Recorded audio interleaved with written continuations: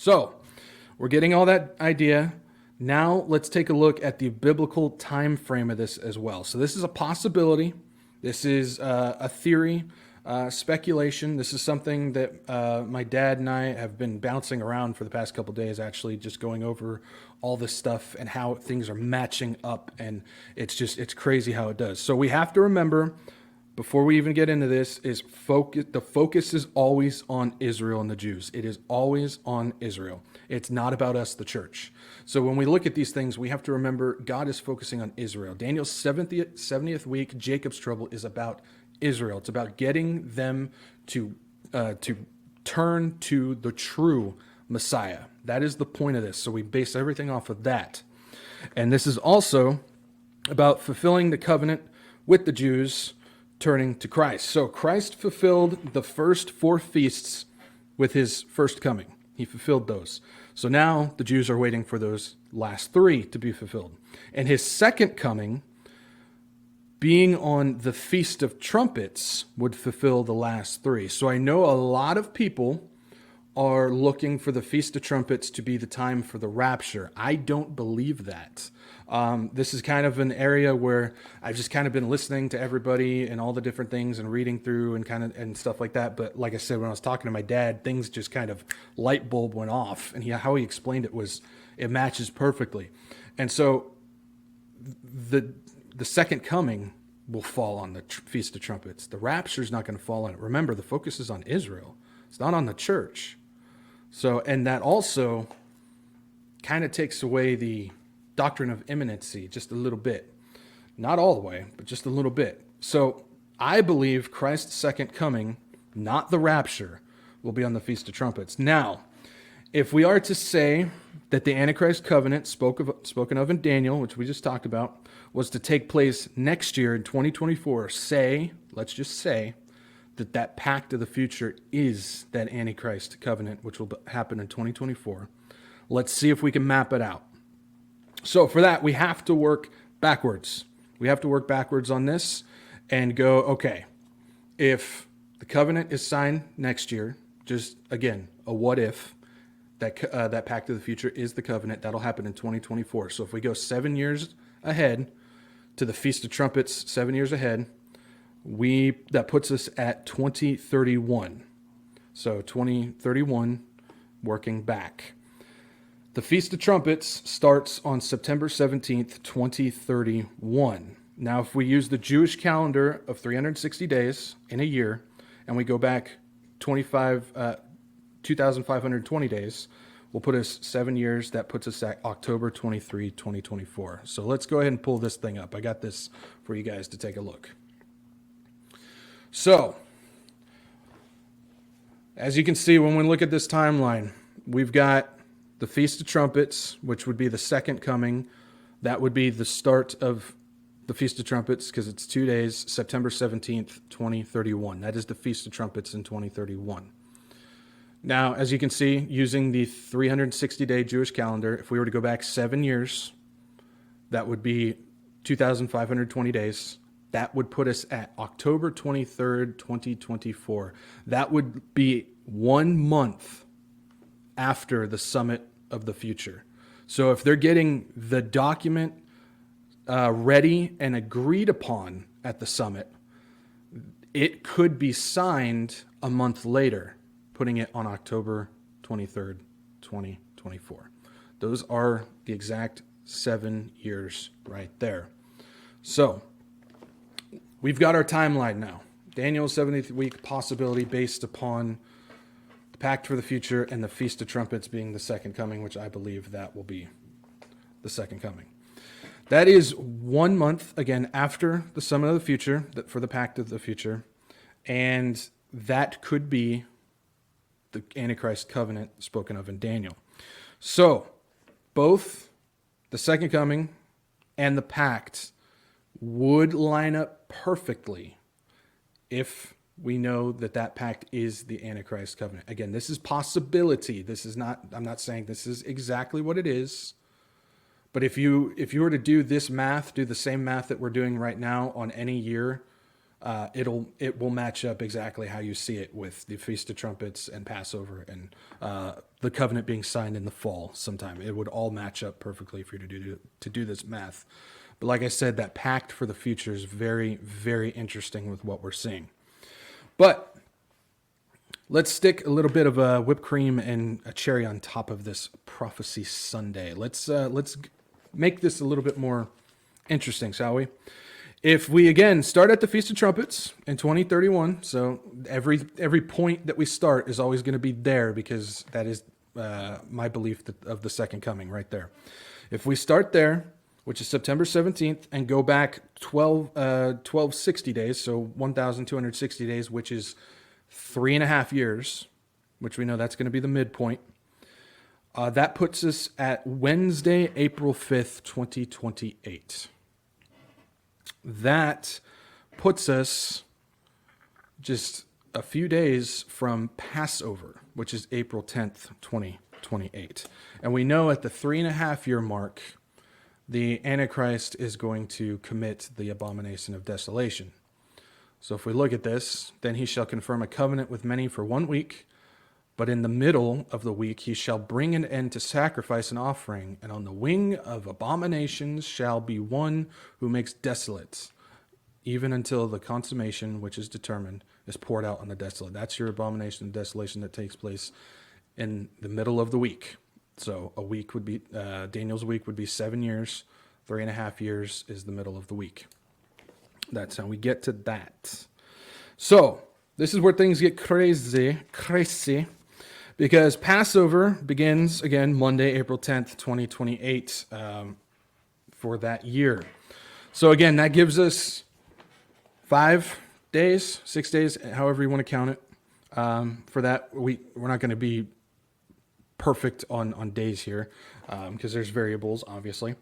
But I believe the abomination of desolation would take place during or right before Passover. I think that would take place during that time. Now, there's more to this, so hang with me. The two witnesses. We know that the two witnesses will be here at this point, and they're going to be slain 1,260 days into this. And so they will be slain. So according to this, they would be slain April 5th, which is a Wednesday.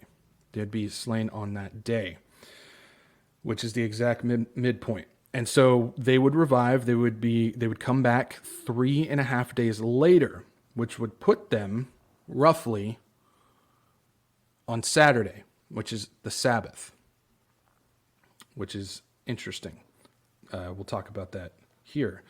So my thought, my idea on this is, if you take a look at what the Antichrist will be attempting to do, he's trying to prove himself God. So you've got the two witnesses that are unkillable. Nobody can take them out. They're there. He comes in at the midpoint, takes them out. He's now putting himself in the position of, look at what I just did. Look at the power that I hold. I have killed the two unkillables. I have gotten rid of, for them, these annoying people that have brought death and destruction and a false gospel and have done all this stuff. Look at the power of what I did. I am God. I have just killed the unkillable. And so at this point, he's going to want to take his place in that temple around Passover. And so if he was to do this, if he takes those witnesses out, well, when he takes those witnesses out like that, and he's going to declare himself God, he's going to do it probably that weekend before Passover, because we know midpoint is that Wednesday. Passover starts the sundown of that Monday. So it would probably be within there. And he's going to most likely do it before they rise back up, before the witnesses come back, because that is going to be a sign for other people to go, wow, he's not who he says he is. And that's going to trigger rage. And that's when that great tribulation is going to kick in. He's going to be angry and unleashing wrath that way, along with all the other wrath that's going to be coming from God. So that's going to be the trigger point for that. So if you look at this, That midpoint, you got the witnesses taken out. Then you look at the Antichrist, who will go in, set up his abomination of desolation, and then those witnesses will rise back up again. So it's pretty interesting timing for all of this. Now, this is where the Jews have to make a decision, because we know when he goes in and sets up the abomination of desolation, the Jews will have to make a decision. They will have to flee, because they will understand, they will know that that is not their Messiah. That's what the abomination of desolation is going to trigger for them. So again, if we look at the timeline on this, you've got Saturday, where the witnesses would rise back up, which is a Sabbath. And so if we look at Matthew 24, 15 through 20, there's some interesting wordage with this. Therefore, when you see the abomination of desolation spoken of by Daniel the prophet standing in the holy place, whoever reads, let him understand. Then let those who are in Judea flee to the mountains. Let him who is on the housetop not go down to take anything out of his house. And let him who is in the field not go back to get his clothes. But woe to those who are pregnant and to those who are nursing babies in those days. And right here, and pray that your flight may not be in winter. It's going to be April, so it's not in winter, or on the Sabbath.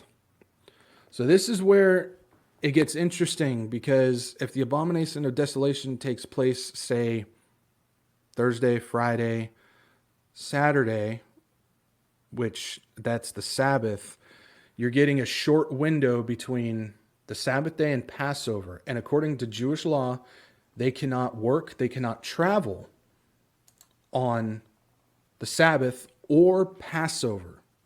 So you're getting a short window for these Jews to flee. Now, if they have to flee on one of those days, if they have to flee on the Saturday or on Passover, depending on when that is going to take place, you are now looking at a decision. Are the Jews going to hold to the old law and stay, even though it just proved that that's not their Messiah? Or are they going to break that and flee on the Sabbath or on Passover that way? There's a short little window based on this timeline that we're looking at. And I'll bring this back up so you guys can look at it again. There's a very short window between that Wednesday, which is the midpoint, and Passover, which is sundown Monday, April 10th. And then in between there, you've got the witnesses and you've got the abomination of desolation all taking place along with a Sabbath. There's a very short window right there.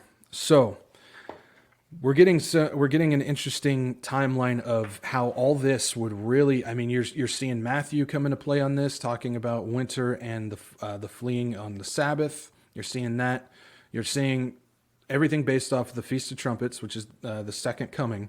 And then this is all lining up perfectly. I mean, perfectly for that pact for the future, which could be, again, this is all possibility right now, could be that Antichrist covenant. So there's a lot of interesting stuff that is unraveling on this. Now, all of this, again, would take place at the 3.5 year mark, right at Passover, in reference to Matthew 24. And again, if you take these numbers, which we know this is what the Bible says, the 7 years, the 3.5 years, all that. If you take that, and we know the second coming, if Christ was to come on the Feast of Trumpets, that would fulfill those last three feasts, which would also be a wake up call to the Jews to understand that it would be revealing to them that Jesus Christ is indeed their Messiah. So all of that makes sense too. If you were to take all that math and put it in whatever year that you want, if you were to do 2032 or 2029, whatever you want to do on that, everything would still match up. Passover would be, the midpoint still falls next to Passover, and the signing of the covenant is always in the fall. So all of that would take place. So if we are to just kind of break this down, because I know we went over a lot of stuff, let's just break it down simply.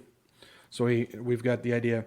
Everything is connected to this timeline and everything matches up. So pact for the future, if that is indeed the Antichrist covenant, would be signed October 24th. That would be in the fall. That takes place 1 month after the Summit of the Future. Abomination of Desolation occurs at Passover at the 3.5-year mark. And then we also know, because we just went over it, you've got the witnesses, you've got the Abomination of Desolation, you've got the Sabbath, and you've got Passover, you've got Matthew 24, all falling in line with that. And then with the trumpet blast, the Jews will see their true Messiah ascend at the second coming during the Feast of Trumpets, and that would be September 17th, 2031. That's the big thing. That's why I now believe that the Feast of Trumpets is going to be the second coming. Everything matches up. It fulfills the feasts. It brings a revealing to the Jews, and when you look at it, it falls in line with Passover and the fall on the days. It makes perfect sense. And this, again, the focus is always on the Jews. The focus is always on Israel. It's not about the church. It's not about us. We can't just plug ourselves into what we know is about them. And so when you put the Feast of Trumpets as the second coming and not the rapture, the timeline makes a whole lot more sense, and it still holds the doctrine of imminency for the rapture to take place. It still holds it. And so when we look at this, because I know a lot of people might look at this and go, dude, your dates say, I'm not date setting the rapture. We know the timeline events, all that information, the days and everything like that is in Scripture. We know that. We know the 70th week. But the rapture, we don't know. And I never mentioned a date for the rapture. It still holds the doctrine of imminency. We understand that it can happen at any day, any moment. No one knows the day or the hour, but we will know the season. Well, if we're looking at this pact, and that is the Antichrist covenant, and we know the things that have to occur before it's signed, all this does, if this theory is right, all this tells us is that rapture can happen any day. Any day.